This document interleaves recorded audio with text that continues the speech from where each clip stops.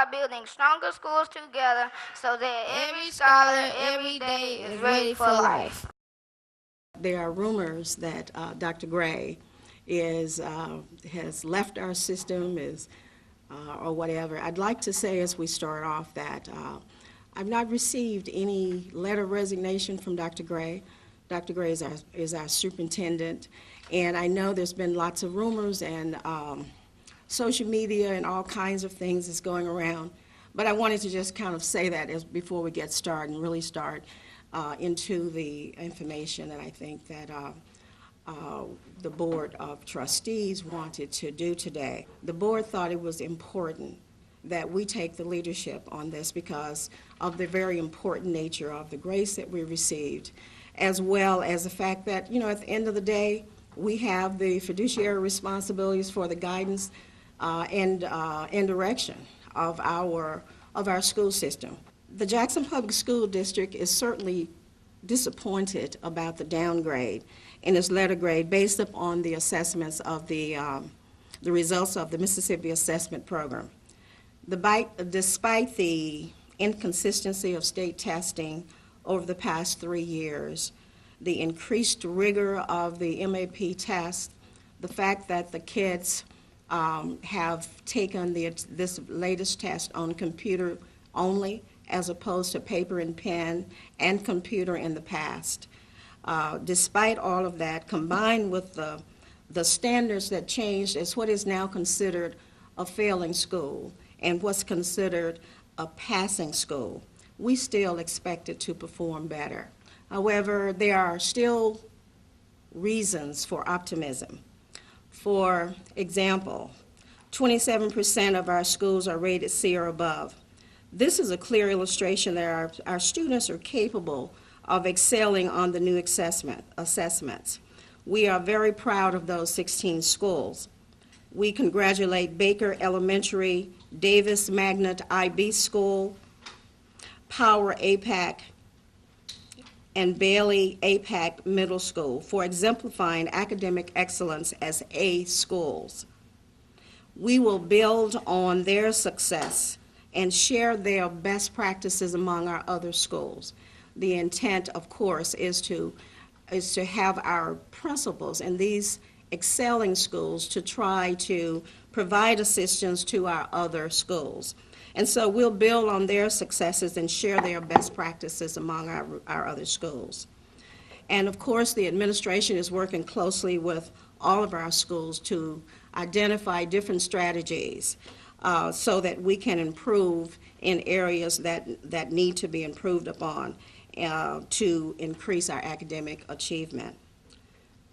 So the remaining data is glaring.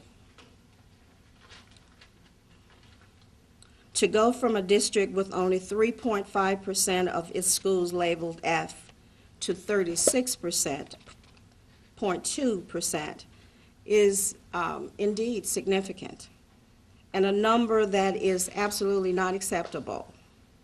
We are still analyzing the data to pinpoint what happened, but we know that 24% of our schools increased at least one letter grade from last year. We also know that 40% of our schools dropped one letter grade.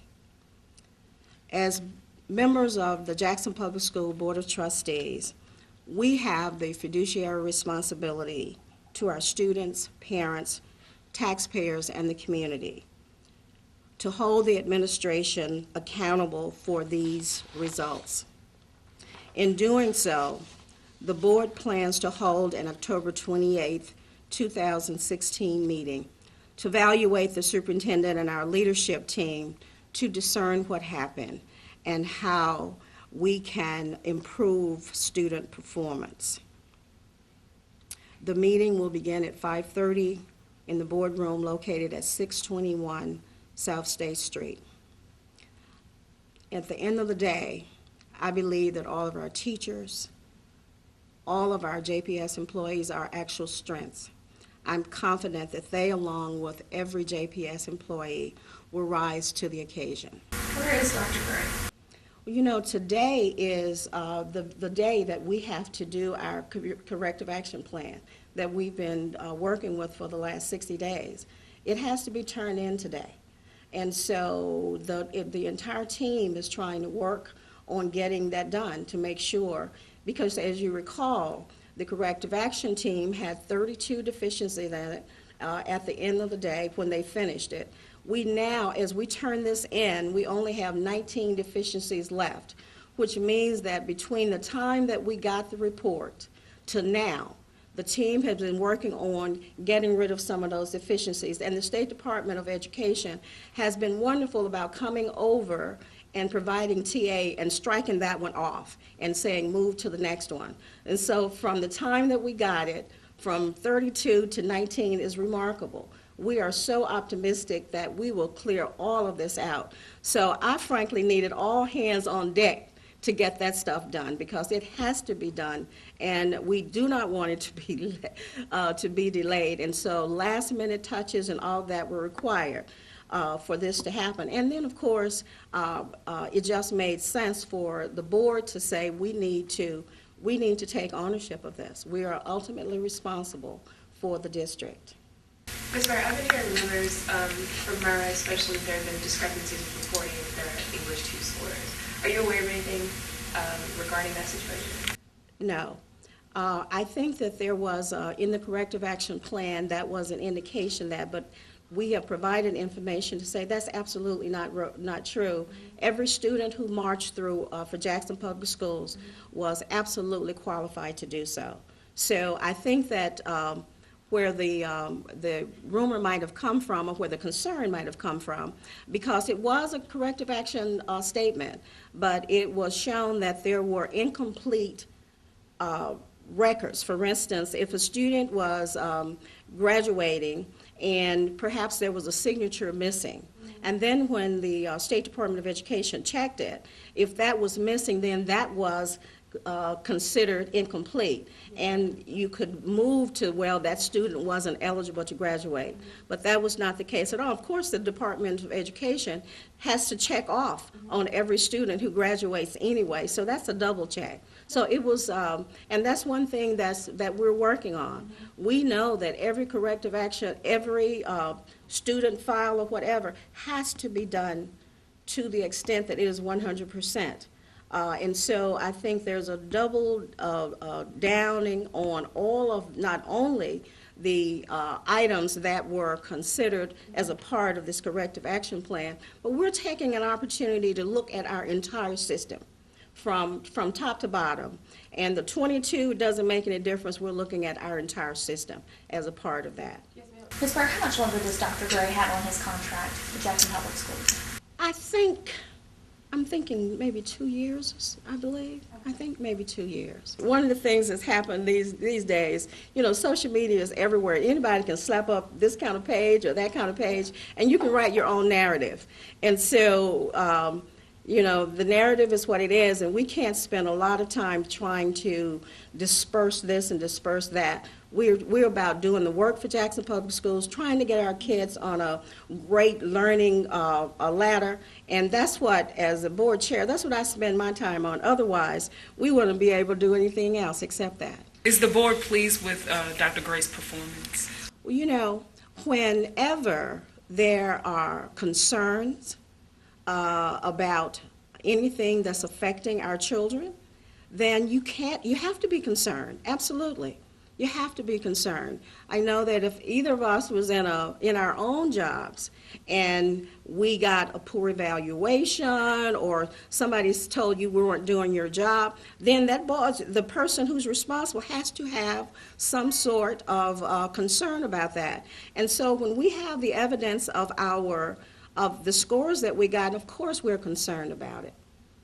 But I think that there are always opportunities. That's one thing. There are always opportunities for improvement. Otherwise, you know, we would give up and decide that there are no opportunities for improvement. And we know that that is not the case. Should Dr. Gray tender his resignation today, who is next in line to be, I guess, interim superintendent for the district? We're not even thinking about that.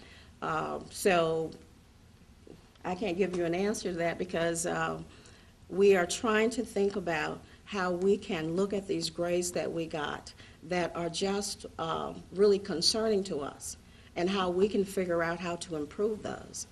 That's my concern. There was a protest this morning outside JPS headquarters, and there were a lot of parents concerned about Dr. Gray's performance. How does the board feel about that? Well, first of all, I'm happy. I didn't hear it or didn't know. I heard that there might be someone there, but my first inclination was that I was really pleased that there were parents there, because for me that says that there's a level of interest in the students. So I am always happy when you see parents, even if there's dissension, because the opportunity to talk really does make a difference in understanding. One thing that we've done in the past, several months, is that we have purposely had town hall meetings. And we got the town hall meetings going when we got the corrective action plan. And when we looked at those standards that we were not meeting, the board of directors said, board of trustees said, you know what? We want the community to know exactly what we're doing. We want the community to know how we are addressing these issues. And so we had, starting with Ward 1 through Ward 6, we had town hall meetings and invited parents in, because that was a group that we wanted to be there. See, we cannot move this system forward without our parents. And so we invited them in, and I got to tell you, there were some tough questions. There were tough questions. There were questions about people wanting to know why their individual child didn't make some grade, why there were other kinds of issues. But at the end of the day, for now, what we've done 6, and we have 1 other coming, and we certainly invite you to come to it, is that we found that the parents in this school district are interested in their children. And so what better way to do that than to have these kinds of conversations? What is said to our trustees is that we need to do more of them, because I think talking together makes sense. And so in terms of someone protesting, I welcome them. I welcome them to the fray, but I want them to have good information. Do you know what exactly went wrong, or where are you in that investigation? Yes, we just got it. We've gotten it, and we haven't had an opportunity to do a deep dive into looking at it. But the way to, and we'll be happy to entertain additional questions after we've had an opportunity to do that. Absolutely. But we need to be able to really work with the leadership team to kind of see what has happened. Didn't districts get at least their preliminary results like a month ago? Well, no, I don't think it was a month ago, but we did have it ahead of time. But the idea, we're working on a corrective action plan, first things first, and we knew that we would have opportunity. We wanted to wait too to get the official report so that we can then sit and strategically figure out how we can move forward with it. So that CAP plan will help you all move that rating up? Well, you're going to consider the CAP plan, or the Community of Action plan, identify deficiencies. And so as we correct those deficiencies, then clearly that feeds into anything else that we're doing that's related to the academic achievement of the kids. The major concerns of the CAP plan did not involve academic achievement. They had to do more with facility and those kinds of things. Ms. Do you have a time frame on when the board will be able to pinpoint some of the problems that led to this declaration? We're trying to meet as we speak, as soon as we can, because we know that this is just concerning to the entire city of Jackson, and we know that economics and the educated workforce plays into the economic development of our city. So we're cognizant of that. So we are on it as quickly as we can, but things have to be, and our board of trustees all have other jobs, and so it's tough sometimes to get all of us together, but members have agreed with all that we will do it with all deliberate speed, and I'm not talking months away. One thing that I think we all have to keep in mind is that we look at Jackson Public Schools, second largest district in this state. But a closer look, when we start looking at the young people that we're trying to educate, many of our students come to school with the myriads of concerns. And sometimes issues like that have to be satisfied before you can get down to real learning. For instance, we have about 4,000 children in this city who are technically classified as homeless. So if you think about that, and you think about a child who is couch surfing, who is staying with this person and staying with that person, and then the expectations that they come to school ready to learn is not realistic. And so what we have to do is that you will hear teachers saying, I'm a parent, I'm a mom, I'm a dad, I'm all of these things. But because we take all children who come into our system, we are happy to do it and expected to do it. And that's what we do for that. So, that's one of many things. And you think about when you just look at the data of the metro area, and you look at the socioeconomic levels of our families in those communities. So you can't make a comparison with some of those counties in our surrounding areas, because the kinds of things that can be solved with one PTA meeting at one space will take several fundraisers perhaps in another place. So I think we have to compare apples to apples instead of trying to say, and plus the size of a district makes a difference. Other things like our buildings, we have really, really, really old school buildings, some in the 40s. And so when you say that a plumbing problem has arisen, you're not talking about just replacing that plumbing problem. They don't make any of that stuff anymore, so you're talking about a major renovation. So it's those kinds of things that we are working with, but I am confident that we will get them done. It might take a little longer, and it might take some ingenuity to get it done, but we are really pleased that the private sector community, as well as the regular community, has put his arms around us. These town hall meetings have shown that. And so we are very optimistic that our ship will be righted and our kids will continue to excel. The F rating, does it mean that you all will lose funding? Does it mean, what is the effect of that? It does, kids will still be able to receive their graduation. They'll be accredited, we're still accredited. Students will still be able to receive the scholarship that they've earned. The school district itself has an F rating, but it doesn't mean the schools within the district and the academic achievement of the students. What it is based upon a group of standards that the State Department of Education has around accreditation. And there are certain points that schools have to meet in order to be given A, B, C, D. We are fully accredited, but nobody wants to be in this status. Nobody wants to be there, so we're going to strive to move from that. Thank you very much.